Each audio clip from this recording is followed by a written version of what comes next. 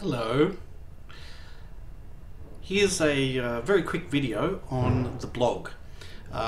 Some students have sent me emails asking a few questions about the blog. They're predominantly, interestingly enough, quantity related questions, such as how many blog entries should I make? Does it matter on what dates I make the blog entries? And what's the number of words I should write in total? Here, on these questions, I can't give you definitive answers because we're not marking you on the quantities of these things so much as on the qualities of them. So, for example, you might like to write a short blog entry every couple of days, in which case you will have many blog entries by the end of the semester. Alternatively, you might like to write up a blog entry in Word and progressively add to it, and then at the end of the week post that as a blog entry, in which case you would have, by the end of the semester, you would have 8 or 9 blog entries.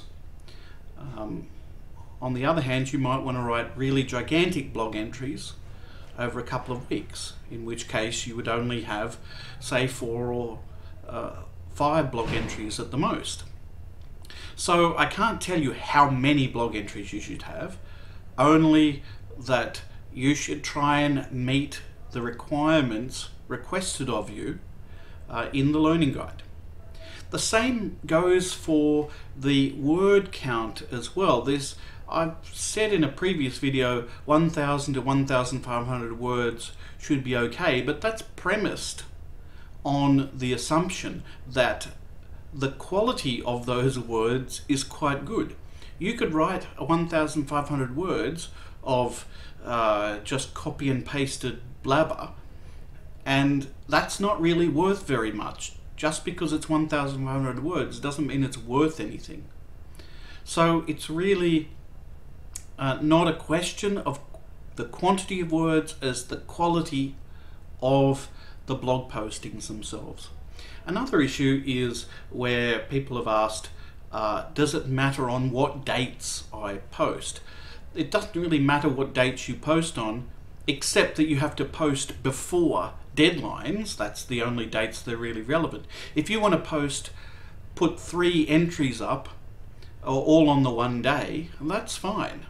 If you want to put 3 entries up on 3 separate days, that's fine too. We don't really care about that. We only care that you post them before deadlines. Okay, so those are the quantitative issues that I had to deal with. Hopefully that will make things a little bit clearer to you, although some of you won't be satisfied with the lack of quantity. Hopefully you'll understand the point that I'm trying to make.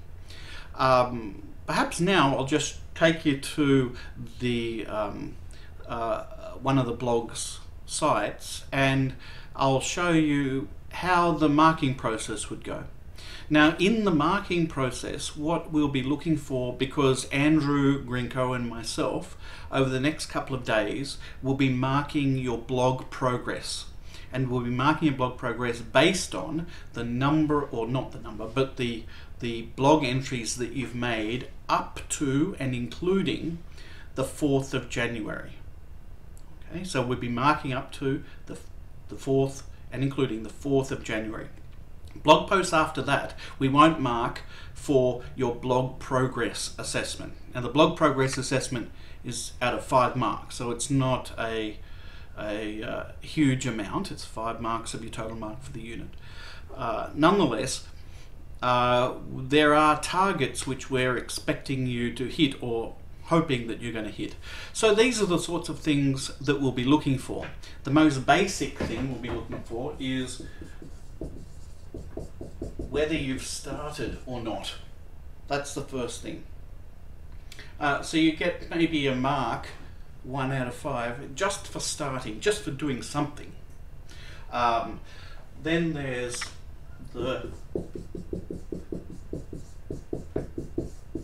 if you've provided definitions, or started to provide definitions at least, that's worth something. This is indicating that you've begun the process of writing a blog. If you've provided explanations of concepts which you've defined, so you've provided some kind of hypothetical explanation, or you've given some kind of concrete example to try and illustrate the idea of, or the concept that you might be analysing, looking at. And whether you've used the stimulus, any stimulus material, that is, whether you've where you've acquired ideas, where you've acquired them from, if you've referenced them and included that in your blog, you've integrated that into your blog in some way. It's important to remember that you shouldn't just be copying and pasting material.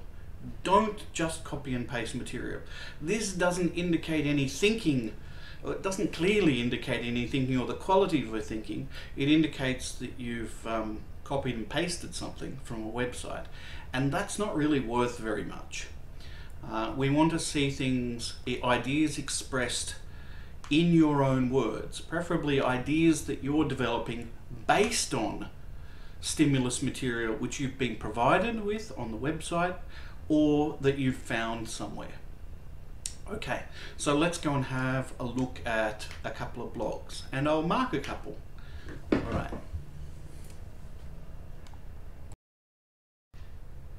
So here we are on the views page. I'm going to go to the blog link. I'm going to scroll down, and I'm going to look at a couple of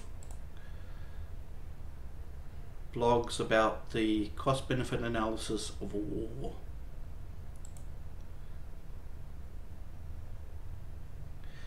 Okay, so if I want to look at other people's blogs, and this is something you can do as well, go over to the right hand side here,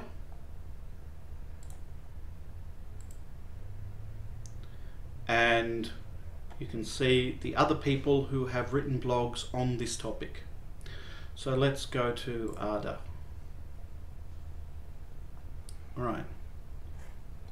So Ada has written one blog entry, and it's very, very short.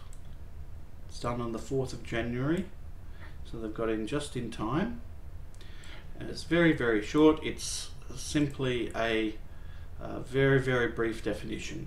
So not much has happened here. So we can say that Ada has started the blog at least, but really nothing more than that. So we'll put in a mark of 1 for that. That's 1 out of 5, right? The total blog for the entire semester is out of 20, but one part of it is out of 5 and the other part is out of 15. So here we're just investigating your blog progress, which is just out of 5. So I'm going to give that 1 out of 5. Submit. Done. So you'll be able to now see that in your grades, hopefully. So let's go to someone else. Let's go to the next person on the list, Ellen. See what Ellen's done. Okay, Ellen's being busy. Alright, so Ellen's first post is here. Alright, so welcome to my blog. So this is a clear introduction. Seems like it's planned. So there's a set out introduction here. Says what she's going to do. Provides a brief definition here. Now these are really, these are concepts that are coming from somewhere. Obviously Ellen wasn't born with these ideas, so one would really expect to find a reference to where these ideas came from. But there doesn't seem to be any in-text reference just there. And then we've got a simple example of of enacting a cost-benefit analysis for a road. Okay, road widening scheme. Okay. We've got reference at the bottom here. It's unclear exactly what contribution these references made, however, because I don't know which parts are coming from Sloman and Norris and Garrett and which parts are coming from Mind Tools. So that's a bit tricky, but nonetheless it's a good introduction. Then we've got what appear to be funnies. So we've got a collection of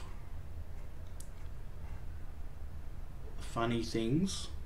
You know, obviously we're being loose in our definition of the word funny here.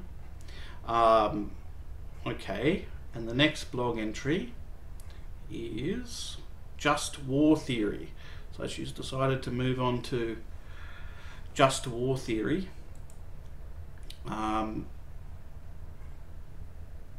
Which doesn't seem to have really much of an introduction as to why just war theory is being talked about, but one assumes it's because we're talking about war and we're talking about the costs and the benefits of it. So one way of thinking about whether to go to war is whether the war conforms to the criteria of just war. And so we've got Michael Walzer being discussed there, and then some personal comments. Waste of human life.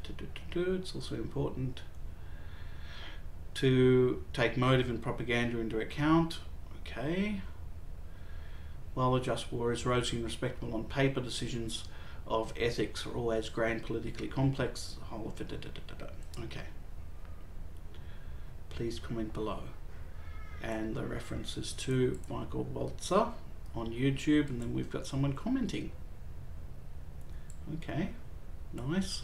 So you can comment on people's blogs after you go to their blogs, and then you can just click on the comments link there, comment, and write a comment, which you're encouraged to do as part of your online participation. Alright, so we've got the just war theory talked about. And then I've got this long post here. The value of human life. Okay, fine. So she's appealing to utilizing the Vlogbrothers video, in which they talk about different methods by which you can calculate the value of a human life. And then she decides, well, what if you averaged them? Then you'd get $2,360,000 per person per life. I don't know whether averaging them is necessarily a legitimate thing to do. In any case, you could do it that way, and if you did that, then you can go and calculate the cost in terms of human lives, at least, forgetting everything else, of World War I and World War II, Korean War, Vietnam War, and the Iraq War. Okay. From another angle, if the United States were to pay $500,000 to the families of fallen soldiers, which apparently it does according to the video, then you get a different set of calculations for each of the wars. Fine. Must be taken into account these numbers of estimations, and many soldiers were unidentified or missing. Okay, so there's always, could be miscounting. It's interesting to consider these figures in terms of cost-benefit analysis of war. These figures are only taken into account for compensation. Then you add other things. War becomes extremely expensive. Yes, well, it's true. To make it worthwhile, the benefits must therefore be of extraordinary importance, whether it be the stimulation of the economy, protection of your ideologies, political relationships and alliances, or your very freedom. Okay, and then there's a couple of references there. Okay, so this blog progress is fairly substantial, I'd say. In fact, Ellen hits all the targets here. So really, that's worth 5 out of 5, because she's provided some definitions, she's explained a couple of concepts, and she's utilised the stimulus material. So the blog is clearly underway. So that's, and there's no ambiguity about that. It's of relatively high quality, so we can say that that's 5 out of 5. So she's at 5 out of 20 so far. There's the other 15 to go when we look at the blog in its final manifestation. Now we should note that Ellen wouldn't, hopefully, stop here. There's more work to be done with the blog, because what she hasn't really done is explore the debates that are involved in this issue. So, for example, she's calculated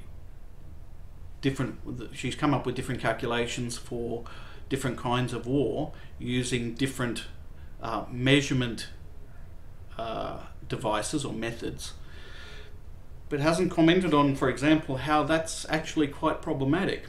If you use different methods of calculation, you come to clearly, as is demonstrated there, you come to very, very different quantities, which can have a substantial effect on whether a cost benefit, whether you would then decide to go to war or not. If you calculate the value of human life, it turns out to be relatively low, then the benefits of war are likely to outweigh the costs, even if a lot of people die. So it has a significant impact on whether you decide to go to war or not. Also, there are other